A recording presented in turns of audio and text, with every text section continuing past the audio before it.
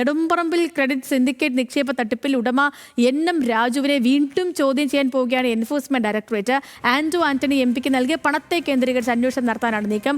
ആന്റോ ആന്റണിക്ക് നൽകിയത് തട്ടിപ്പ് പണമാണോ എന്ന് കണ്ടെത്താനാണ് അന്വേഷണം. കൂടുതൽ ചോദ്യം ചെയ്യലിനു ശേഷം സ്വത്തുക്കൾ കണ്ടുകെട്ടാനുള്ള നടപടികളിലേക്കും ഇഡി കടക്കും. സഹിൻ ആന്റണി ഈ വാർത്തയുടെ വിശദാംശങ്ങളുമായി നമുക്കിപ്പം ചേരുന്നുണ്ട്.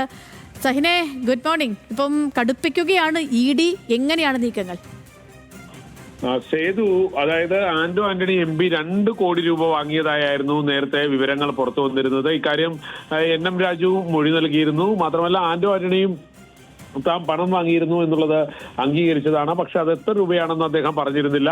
എന്തായാലും ആന്റോ ആന്റണി എം.പിക്ക് നൽകിയ പണത്തെ കേന്ദ്രീകരിച്ചാണ് എൻഫോഴ്സ്മെന്റ് ഡയറക്ടറേറ്റ് അന്വേഷണം ആരംഭിച്ചിരിക്കുന്നത്. നെടുമ്പറമ്പിൽ ക്രെഡിറ്റ് സിൻഡിക്കേറ്റ് നിക്ഷേപ തട്ടിപ്പിലാണ് ഉടമ എൻ.എം. രാജുവിനെ ഇന്നലെ ഇഡി ചോദ്യം ചെയ്തത്. ഇന്നലത്തെ ചോദ്യം ചെയ്യലിൽ നിന്ന് ലഭിച്ച മൊഴികൾ വിശദമായി പരിശോധിച്ച ശേഷം ഇയാളെ വീണ്ടും ചോദ്യം ചെയ്യാൻ തന്നെയാണ് തീരുമാനിച്ചിരിക്കുന്നത്. നേരത്തെ സ്ഥാപനത്തിലും വീട്ടിലും അടക്കം റെയ്ഡ് നടത്തിയിരുന്നു എൻഫോഴ്സ്മെന്റ് ഡയറക്ടറേറ്റ്. ഓക്കെ, ശരി. സഹിൻ ആന്റണിയുടെ വിവരങ്ങൾ നൽകിയത്